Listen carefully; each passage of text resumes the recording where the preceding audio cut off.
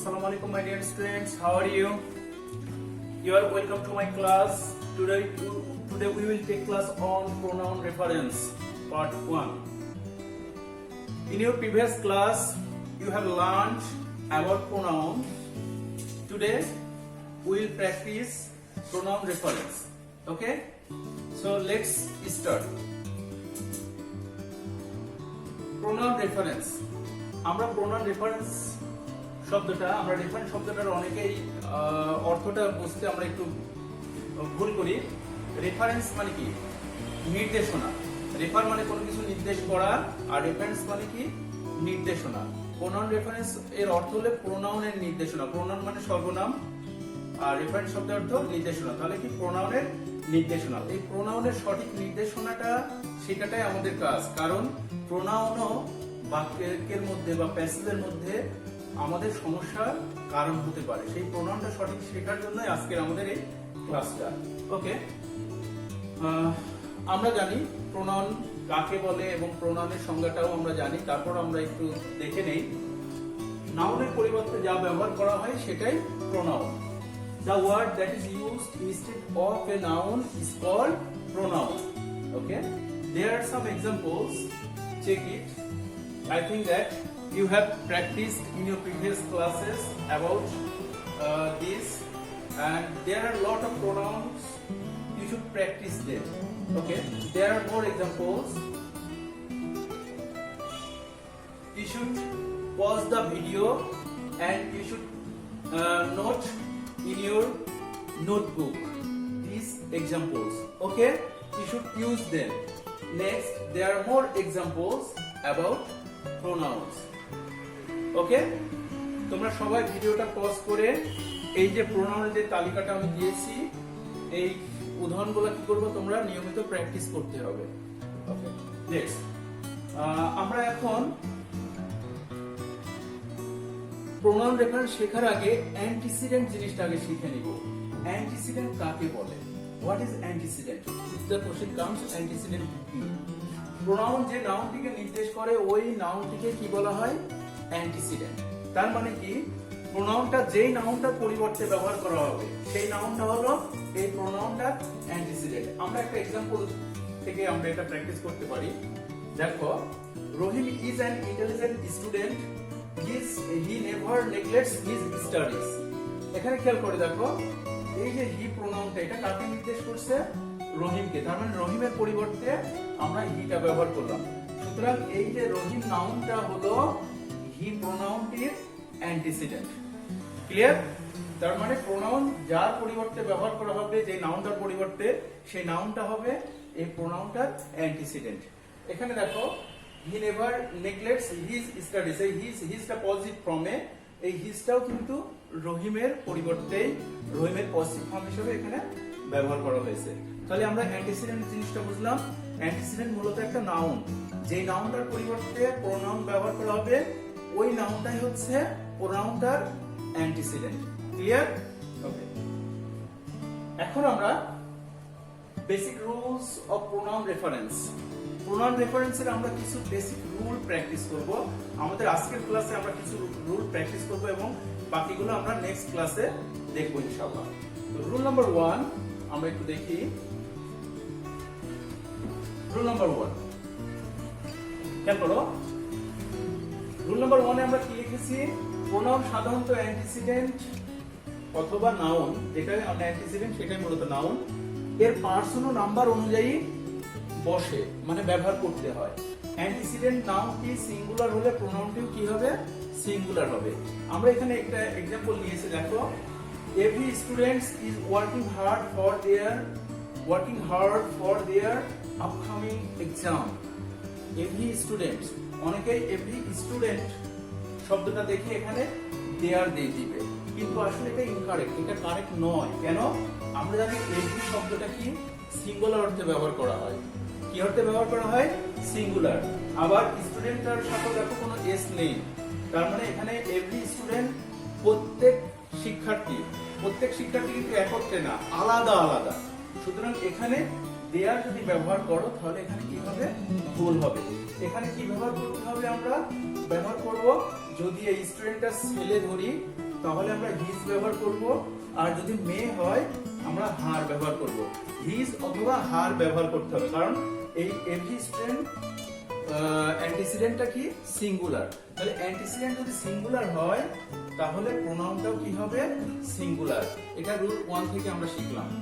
আর যদি অ্যান্টিসিডেন্টটা যদি প্লুরাল হয় তাহলে কি হবে? দেখে নাও, অ্যান্টিসিডেন্টটা যদি প্লুরাল হয় অবশ্যই নাউনটিও কি হবে? প্রোনাউনটিও কি হবে? প্লুরাল হয়ে যাবে। আমরা উদাহরণটা দেখি। At present students are busy at his study to make a better result. এখানে খেয়াল করো, at present students এই স্টুডেন্টসটা কি এখানে অ্যান্টিসিডেন্ট। কার অ্যান্টিসিডেন্ট? এখানে যে প্রোনাউনটা ব্যবহার করা হবে তার অ্যান্টিসিডেন্ট। সুতরাং স্টুডেন্টটা কি আছে? প্লুরাল আছে। তোমাকে অবশ্যই এখানে প্রোনাউনটা প্লুরাল ব্যবহার করতে হবে। এই হিজটা আমরা ব্যবহার করছিলাম, এটা রং ছিল, তাহলে আমাকে এখানে কি করতে হবে? প্লুরাল দেয়ার ব্যবহার করতে হবে। আচ্ছা, এখানে দেয়ার কেন হলো? কারণ এখানে নাউনের আগে আছে এটা পজিটিভ ফর্ম, সুতরাং এখানে দেয়ার হবে। সাবজেক্টিভ ফর্ম হলে দে হতো, অবজেক্টিভ ফর্ম হলে দেম হতো, আর পজিটিভ ফর্ম সেজন্য কি হলো? এখানে দেয়ার হবে। তাহলে আমরা কি বুঝতে পারলাম রুল 1 থেকে? অ্যান্টিসিডেন্টটা যদি সিঙ্গুলার হয় প্রোনাউনটিও কি হবে? সিঙ্গুলার হবে। আর অ্যান্টিসিডেন্টটা যদি প্লুরাল হয় তাহলে প্রোনাউনটিও কি হবে? প্লুরাল হবে। নেক্সট রুল, আমরা রুল 2 তে দেখি এবার। পরের রুলটাতে আমরা রুল 3 তে অ্যান্টিসিডেন্ট নাউনটি যদি কোনো দেশ, নদী বা গাছপালা বা বন কে বোঝায় বা বন হয় তাহলে আমরা কি করব? তার পরিবর্তে শি বা হার ব্যবহার করব। সাবজেক্টিভ ফর্ম হলে শি ব্যবহার করব, অবজেক্টিভ ফর্ম বা পজিটিভ ফর্ম হলে কি ব্যবহার করব? হার ব্যবহার করব। তবে আমরা ইটও ব্যবহার করতে পারবো। আমরা একটা এক্সাম্পলের সাহায্যে আমরা এটা প্র্যাকটিস করি, দেখি। We live in Bangladesh, she looks very beautiful. এখানে দেখো বাংলা, এই শিটাকে এখানে শি, এর মধ্যে আমরা দেখো বাংলাদেশ, এই শিটা কিন্তু শি লুকস ভেরি বিউটিফুল, তাকে দেখতে খুব সুন্দর। কাকে? বাংলাদেশকে। তো এই যে বাংলাদেশ, এর পরিবর্তে তোমরা কোনো দেশ বোঝালে তার পরিবর্তে শি ব্যবহার করতে পারবা, অথবা তোমরা কি ব্যবহার করতে পারবা? ইটও ব্যবহার করতে পারবা। যেরকম পরের উদাহরণ থেকে আমরা দিয়ে দিয়েছি যে ইট ব্যবহার করলে কোনো ভুল হবে না। ক্লিয়ার? আচ্ছা, রুল 4, এটাতে আমরা দেখতে পাচ্ছি কি? তোমরা দেখো, অ্যান্টিসিডেন্ট নাউনটি যদি কোনো পদার্থ হয় তাহলে তার প্রোনাউনটি হবে ইট, তার মানে পদার্থ। আচ্ছা, পদার্থ যেরকম iron, gold, water, meat etcetera, এই জাতীয় শব্দ যদি হয় তাহলে তার প্রোনাউনটা কি হবে?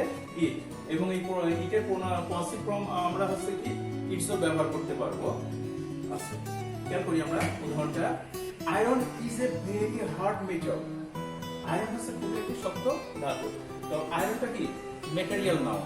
তো যদি এই অ্যান্টিসিডেন্টটা ম্যাটেরিয়াল নাউন হয় বা কোনো ম্যাটেরিয়ালকে নির্দেশ করে, তার প্রোনাউনটা কি ব্যবহার করতে হবে? ইট ব্যবহার করতে হবে। এখানে খেয়াল করো, it is used in every spheres of life. এটা জীবনের প্রত্যেকটা ক্ষেত্রে কি করা হয়? ব্যবহার করা হয়। We know about it's utilities. আমরা জানি এটার ব্যবহার সুবিধা সম্পর্কে, এটার উপযোগিতা সম্পর্কে। তাহলে ইটস, এখানে খেয়াল করো, ইউটিলিটিস এটা হচ্ছে নাউন, নাউনের পূর্বে বসে, সুতরাং এটা হচ্ছে পজিটিভ ফর্ম। তাহলে আমরা যদি সাবজেক্ট বা অবজেক্টিভ ব্যবহার করি কোনো পদার্থের, তাহলে ব্যবহার করব প্রোনাউন ইট, আর পজিটিভ হলে কি ব্যবহার করব? ইটস ব্যবহার করতে পারবো ইনশাআল্লাহ। Okay, next rule, rule 5, relative pronoun ব্যবহারের সময় খেয়াল রাখতে হবে অ্যান্টিসিডেন্ট নাউনটি যদি কোনো ব্যক্তিকে নির্দেশ করে তাহলে হু ব্যবহার করতে হবে। তার মানে অ্যান্টিসিডেন্ট যদি ব্যক্তি হয় আর সেটা যদি রিলেটিভ প্রোনাউন হিসেবে আমরা ব্যবহার করি তাহলে কি করতে হবে? হু ব্যবহার করতে হবে।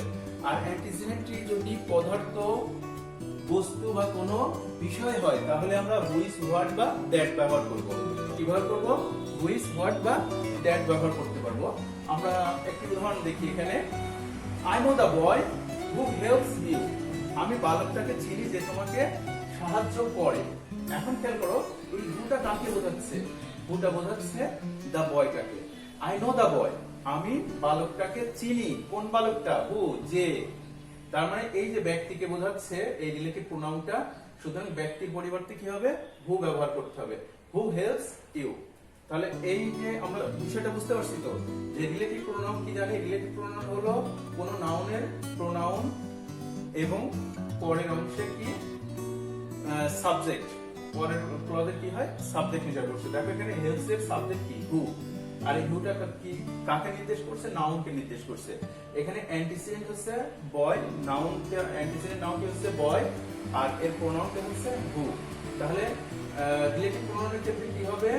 যদি অ্যান্টিসিডেন্ট কি পার্সন হয়, ব্যক্তি হয়, তাহলে তার পরিবর্তে কি হবে? হু ব্যবহার করতে হবে।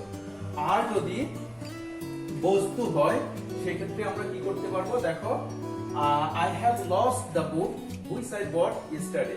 আমি সেই বইটা হারিয়েছি যেটা কি করেছিলাম, আমি বইটা হারিয়ে ফেলেছি যেটা কি করেছিলাম, আমি গতকাল কিনেছিলাম। এখন দেখো এই হুইচ কাকে নির্দেশ করছে? এই দা বুককে। তাহলে এই বুকটা কি একটা পদার্থ বা বস্তু, তাহলে বস্তুকে নির্দেশ করলে রিলেটিভ প্রোনাউন কি হবে? হুইচ। তোমরা এখানে অবশ্য কেউ যদি দ্যাট অথবা হোয়াট ব্যবহার করো তাও কোনো ভুল হবে না, কারণ এই তিনটাই কাছাকাছি। এই সেন্টেন্সের জন্য এই তিনটাই কারেক্ট হবে। কেউ যদি দ্যাট ব্যবহার করে কোনো প্রবলেম নেই, কেউ যদি হোয়াট ব্যবহার করে তাও প্রবলেম নেই এই বাক্যের ক্ষেত্রে। ক্লিয়ার? তো আমরা আজকে 5টি রুল প্র্যাকটিস করেছি। ইনশাআল্লাহ আমরা পরবর্তী ক্লাসগুলোতে বাকি রুলগুলো প্র্যাকটিস করব ইনশাআল্লাহ। So you are welcome to watch pronoun reference part 2 in your next class. So thank you everybody. Thank you for watching the class. Assalamu alaikum wa rahmatullah.